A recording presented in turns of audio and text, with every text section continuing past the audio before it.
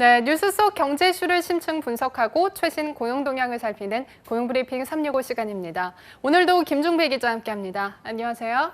안녕하세요. 네, 안녕하세요. 달러에 금까지 사들이는 현상이 늘고 있다고 합니다. 불안한 경제 상황에 보다 안전자산을 선호하게 된 건데요. 자세한 내용을 이슈픽에서 살펴보겠습니다. 네, 지난달 개인의 달러화 예금 잔액이 역대 최대를 기록했다고 합니다. 얼마나 되길래 역대 최대를 기록했다는 얘기까지 나오고 있는 건가요? 네, 개인의 달러화 예금 잔액을 살펴보기 위해선 거주자 외화 예금에 대해서 먼저 알아야 되는데요. 거주자 외화 예금이란 내국인과 국내 기업, 또 국내에 6개월 이상 거주한 외국인, 또 국내에 진출해 있는 외국 기업 등이 은행에 맡긴 외화 예금을 이야기합니다. 그런데 이 거주자 외화 예금이 지난달 말 기준으로 봤을 때 한 달 전보다 16억 7천만 달러가 증가한 726억 4천만 달러를 기록했습니다. 이 중 달러화 예금 잔액은 621억 6천만 달러로 다시 이 중에서 기업이 보유한 달러화 예금을 살펴보면 지난달 말 기준으로 485억 달러였다고 하는데요. 이 역시 한 달 전보다 8억 4천만 달러가 증가한 것이라고 합니다. 기업의 외화 예금액이 증가한 이유에 대해서 한국은행은 일부 기업이 해외 주식과 계열사 지분 매각 대금을 외화 예금으로 우선 넣어두기 때문이다라고 하는 그런 분석이 나오고 있습니다. 그렇다면 주목해야 할 것은 자연히 기업이 아닌 개인 달러화의 예금액이 되는데요. 지난달 말 기준으로 봤을 개인의 달러화 예금 잔액은 136억 6천만 달러를 기록했습니다. 이는 한 달 전보다 4억 8천만 달러가 증가한 것으로 지난 2012년 6월 통계를 공표한 이후에 최대치를 나타낸 것이라고 합니다. 참고로 개인 달러화 예금은 지난 4월 말 112억 9천 달러를 기록한 이후에 꾸준히 증가하고 있다고 합니다. 네, 4월부터라면 일시적인 현상은 아니라는 건데요. 게다가 이렇게 개인 달러화 예금 비중이 높을 수 있다니 실제로도 가능한 이야기인가요? 예, 그렇습니다. 그래프를 보시면 아시겠지만 거주자 외화 예금 총액과 개인 달러화 예금 추이는 비슷한 동향을 보이고 있습니다. 그만큼 개인 투자자들이 외환 흐름에 시류를 현재 타고 있다는 건데요. 한국은행은 이처럼 달러화 예금에서 개인 비중이 높은 이유에 대해 올해 들어 고액 투자자 위주로 안전자산에 대한 투자가 늘고 있기 때문이라고 분석을 했습니다.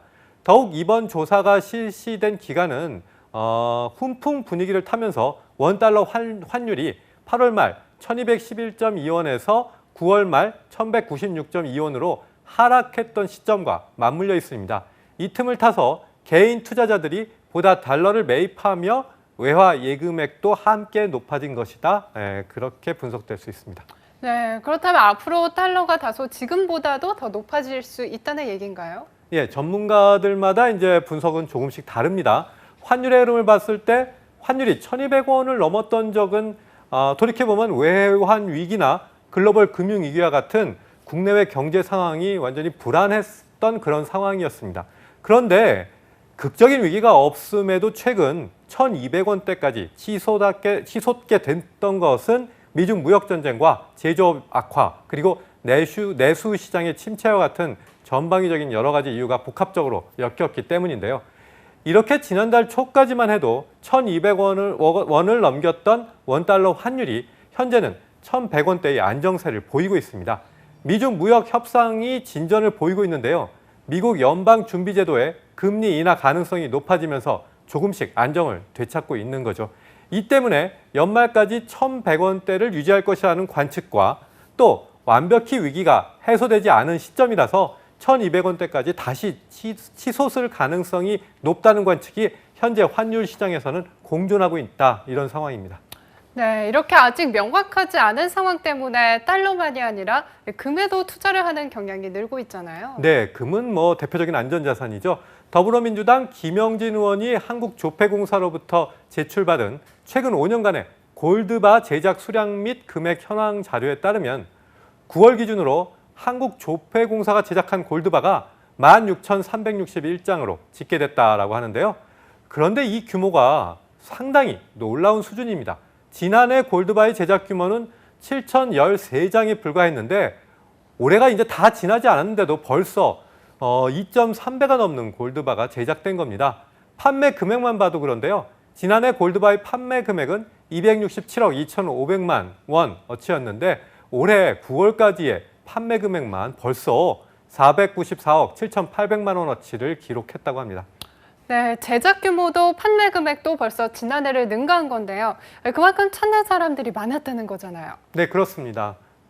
다소 변동폭이 있지만 국제 금값도 대체적으로 오르고 있고 국내 기준금리가 역대 최저 수준으로 인하되며 언제든지 현금으로 바꿀 수 있는 금에 대한 투자가 몰리는 것이죠. 네, 그런데 이쯤 되면 방송을 보시는 시청자분들이 궁금해하실 것 같아요. 그래서 지금이라도 안전자산에 투자를 해야 할지 말지 김중배 기자의 의견은 어떤가요? 네, 저 역시 경제 전문가라고 볼 수는 없고요. 그래서 정확한 전망치를 제가 여러분들께 뭐 약속하듯이 이렇게 제시할 수는 없습니다. 대신 전문가들로부터 이제 얘기를 듣고 현실적인 조언을 한 가지 제가 오늘 드리겠습니다. 달러나 금을 사고 팔면서 수익을 계산할 때 대부분의 사람들이 간과하시는 게 있는데요. 예. 바로 세금과 수수료입니다. 가령 금의 경우에 실물을 살 때 10%의 부가가치세와 판매처에 또 별도의 수수료도 함께 내야 합니다. 금 펀드의 경우에도 선취 수수료는 물론 차익에도 배당 소득세 15.4%가 붙습니다. 그러니까 세금과 수수료를 포함한 금액 이상이 올라야지만 수익을 올릴 수 있다는 건데요. 달러도 마찬가지입니다. 우대율에 따라 조금씩 다르지만 수수료를 포함한 금액 이상의 수익을 내야 투자에서 진짜 이익을 봤다고 할 수 있죠. 이 때문에 전문가들은 꼭 투자를 해야 한다면 섣불리 한 번에 투자하기보다는 국내외 경제 흐름을 파악해서 조금씩 투자를 하는 것을 추천하고 있습니다. 네, 그렇군요. 다음은 이용관 경제용어만을 쏙쏙 골라 소개하는 뉴워드 시간이죠. 네, 오늘은 달러 블록과 위안화 블록 이 두 가지 단어를 선택해 봤습니다. 이 두 단어를 알기 위해선 우선 통화 블록에 대해서 기본적으로 알아야 하는데요. 통화 블록이란 통화 가치의 기준을 강대국 통화의 중심을 두고 이해를 함께하는 나라들의 그런 묶음, 그렇게 이해를 하실 수 있겠습니다. 대표적인 경우가 바로 달러 블록인데요. 달러 블록은 미국의 통화 정책에 강하게 영향을 받는 통화들을 언급하는 것으로 미국을 중심으로 달러와 연결된 북아메리카와 남아메리카는 물론 깊은 무역 관계를 맺고 있는 여러 아시아 국가들도 포함이 되어 있습니다. 네, 그렇다면 우리나라 또한 달러 블록에 해당이 될 것 같은데요. 이 달러화가 보다 안전자산으로 각광을 받고 있는 이유도 이러한 미국의 통화 정책에 강하게 영향을 받고 있기 때문이죠. 네, 그렇겠죠. 그런데 최근 아시아 국가들의 경우에 위안화 블록에도 민감하게 반응을 하고 있다고 합니다. 위안화 블록은 이름 그대로 중국의 경기나 통화 정책에 영향을 받는 어떤 나라들을 이야기합니다. 아시아 국가들은 미국만큼이나 중국과 수출입 관계가 긴밀하기 때문에 중국 경기가 나빠지거나 또 통화 정책이 바뀔 때마다 큰 영향을 받을 수밖에 없는데요. 그런데 최근 미중 무역 전쟁이 장기화하면서 달러 블록과 위안화 블록 양쪽에 이제 걸쳐져 있는 아시아권의 국가들은 물가 하락과 투자 부진에 악순환을 겪을 수밖에 없었습니다. 그래서 최근 미중 무역 협상이 진전을 보이면서 이제 조금씩 숨통과 또 기대가 이제 높아지고 있는 상황인데요. 하지만 오랜 기간 양국의 관계가 이제 냉탕 온탕을 이제 오가고 있었죠. 아시아권 국가들 역시 이제 미중 간의 어떤 갈등 이런 상황에서 이제 완벽하게 자유로울 수 없다. 계속 이제 묶여 있는 그런 상황이라 할 수 있습니다. 네, 불안한 경제 심리로 인해 더욱더 안전자산으로 돈이 몰리고 있는 상황입니다. 문제는 이렇게 안전자산으로만 돈이 쏠리게 되면 내수 시장의 침체는 물론이고 금융권의 자금 흐름도 원활하지 않다는 것에 있죠. 돈의 흐름이 악순환으로 이어지기 전에 국내외 경제 여건이 나아지고 보다 정책적인 개선책이 마련되기를 희망하겠습니다. 오늘도 김중배 기자 함께했습니다. 고맙습니다. 지금까지 고용브리핑 365였습니다.